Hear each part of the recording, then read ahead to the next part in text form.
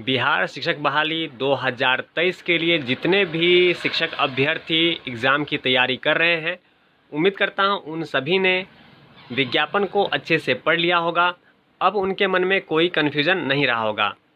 इसके बावजूद भी हम कुछ प्रश्नों को लेंगे जो अक्सर पहले से हमें इस विज्ञापन को पढ़ने के बाद हमारे मन में उठते हुए नज़र आए थे।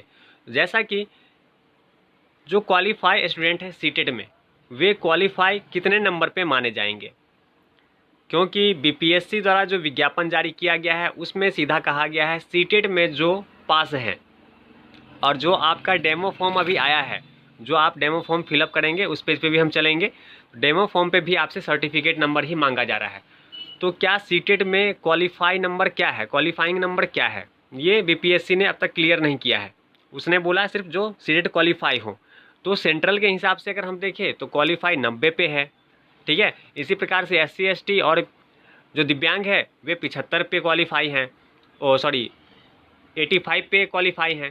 तो इस प्रकार से हम देखें तो बिहार के लिए क्या सेंट्रल की जो एलिजिबिलिटी है वही बिहार के लिए मान्य होगा, या बिहार में जो पूर्व से चले आ रहे थे एलिजिबिलिटी क्राइटेरिया जो सीटेट वगैरह में हमें देखने को मिला था, जैसे जनरल महिलाओं का या जो कोई भी महिलाएं हैं, अगर वे जाति प्रमाण पत्र नहीं भी लगाते हैं, अगर सिर्फ महिला हैं तो उन्हें 82 नंबर पे सीटेट में क्वालिफाई माना जाता था। इसी प्रकार से अगर SC ST हैं, दिव्यांग हैं, तो आपको 75 नंबर पे आप क्वालिफाई थे बिहार में, अगर सीटेट में आप 75 नंबर लाते हैं तो इस बार क्या होगा। तो देखिए इस बार काफ़ी विरोध हुए हैं स्टूडेंट द्वारा, सचिवालय पे भी पहुंचा गया है और उन्होंने जो संबंधित विभाग के जो अध्यक्ष हैं या फिर जो इस पे कुछ बयान दे सकते हैं उनसे मुलाकात किया और उनसे आश्वासन ये मिला है कि जितने भी स्टूडेंट जो जनरल महिलाएं हैं वो अगर उन्हें 82 है उससे ऊपर नंबर हैं तो वे क्वालिफाई हैं और बहुत ही जल्द इसके लिए लेटर भी जारी कर दिया जाएगा विभाग की ओर से।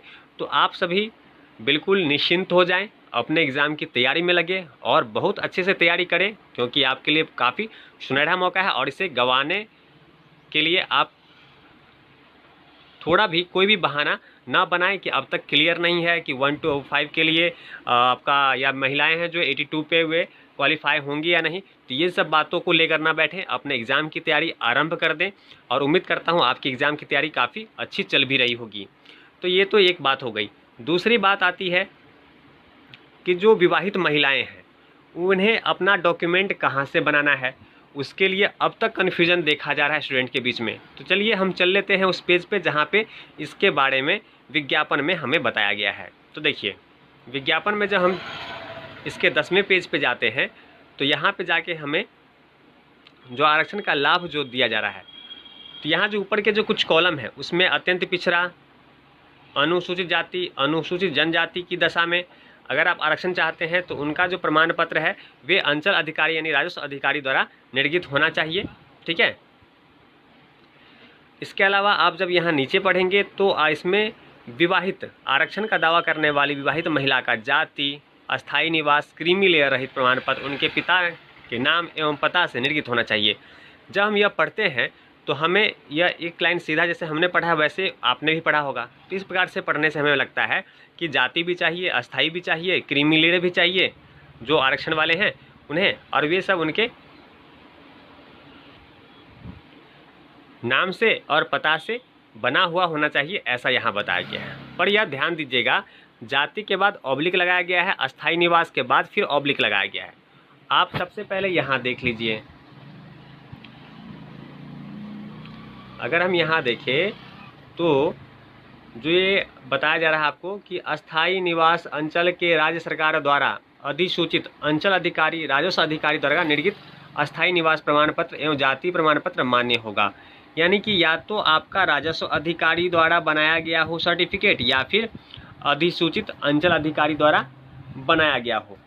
यहाँ अगर ऑब्लिक लगाया गया है तो ऑब्लिक का अर्थ यह होता है कि अधिसूचित अंचल अधिकारी या राजस्व अधिकारी। तो हम देख रहे हैं कि इस ऑब्लिक का मतलब या होता है। इसी प्रकार से आप यहाँ देखें, आप उम्मीद करते हैं आप शिक्षक बनने वाले हैं तो इस चीज़ को आप बेहतर रूप से समझ रहे होंगे।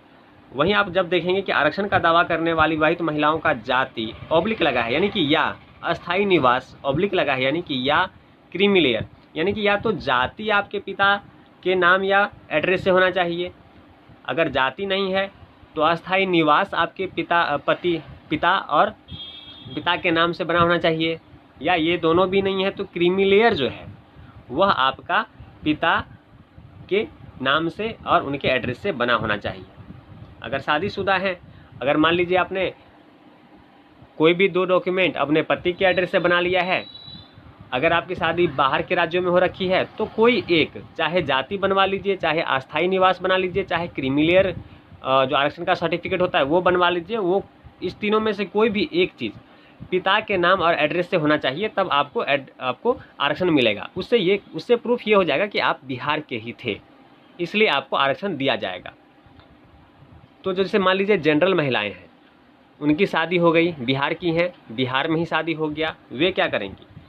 तो देखिए, अगर आपने जाति सर्टिफिकेट बनवाया होगा तो निश्चित है पिता के एड्रेस से ही आपने बनवाया होगा, तो आपको तो कोई टेंशन ही नहीं है। बाकी निवास प्रमाण पत्र, EWS वगैरह आप अपने पति के एड्रेस से बनवाए होंगे, वो भी चलेगा। बस कोई एक चीज़ आपके पिता के एड्रेस से होना चाहिए। वो क्या होना चाहिए? या तो जाति या फिर अस्थाई। ठीक है, तो आपने जाति बनाया होगा तो निश्चित है पिता के एड्रेस से ही बनाया होगा। तो जनरल महिलाओं का जो शादीशुदा हैं, बिहार में ही हैं, बिहार की हैं, बिहार में ही शादी हुआ है, या बिहार की हैं बाहर शादी हुआ है, उनका जाति तो पिता के एड्रेस से ही बनता है। बाकी अस्थाई निवास और जो भी अन्य सर्टिफिकेट है वो आप अपने पति के एड्रेस से बनवाए हुए हैं तो आप वैलिड है। बस आपको जाति आपके पिता के नाम से और एड्रेस से बना हुआ होना चाहिए, जो कि बनता ही है। जाति सभी का उनके पिता के एड्रेस से ही बनता है, तो निश्चित आपने भी बनाया होगा। बाकी सारे डॉक्यूमेंट अगर विवाहित हैं और आपके पति ससुराल पक्ष से बना हुआ है तो बिल्कुल सही है। तो ये ध्यान रखने वाली बात थी।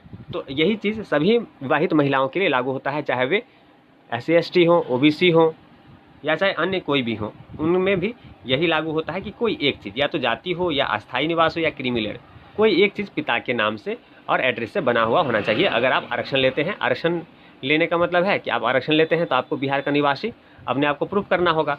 तो कोई भी एक चीज़ आपके पिता के एड्रेस से है जो बिहार के ही हैं, भले आपकी शादी कहीं भी हो गई है, तो आपको आरक्षण का लाभ मिल जाएगा। तो उम्मीद करता हूँ ये चीज़ बिल्कुल आप क्लियर हो गया होंगे, आपके मन में कोई संकोच या कोई भी शंका अब बाकी नहीं रहा होगा। तो महिलाएं 82% पर एलिजिबल हैं। अगर जनरल महिलाएं भी हैं तो 82 नंबर अगर सीटेट में उन्हें प्राप्त है या 82 से ऊपर है तो वे बिहार शिक्षक बहाली के लिए योग्य हैं और उसमें वे फॉर्म फिलअप कर सकती हैं। जब डेमो फॉर्म भरेंगी तो उसमें उन्हें अपना मार्कशीट नंबर डालना होगा, क्योंकि सर्टिफिकेट तो मिलेगा नहीं। सर्टिफिकेट तो सेंट्रल से जब 90 नंबर आएगा तब मिलता है। तो अगर 82 नंबर है या 82 नंबर से ऊपर है तो आपको मार्कशीट मिलता है, तो मार्कशीट नंबर आप डालेंगे जहाँ पे सर्टिफिकेट नंबर डेमो में BPSC के अप्लाई फॉर्म में जब आपसे मांगा जाएगा। तो उम्मीद करता हूँ ये चीज़ आप अच्छे से समझ गए होंगे। तो ऐसी कन्फ्यूजन भरे टॉपिक के साथ जिसका जवाब आसानी से कहीं से न मिल रहा हो, तो ऐसी टॉपिक को हम उठाएंगे और उस पर बात करेंगे। और इसी प्रकार की जानकारी पाने के लिए आप हमसे जुड़ सकते हैं, चैनल को सब्सक्राइब कर सकते हैं। तो मिलते हैं अगले वीडियो में, तब तक वीडियो देखने के लिए आपका धन्यवाद।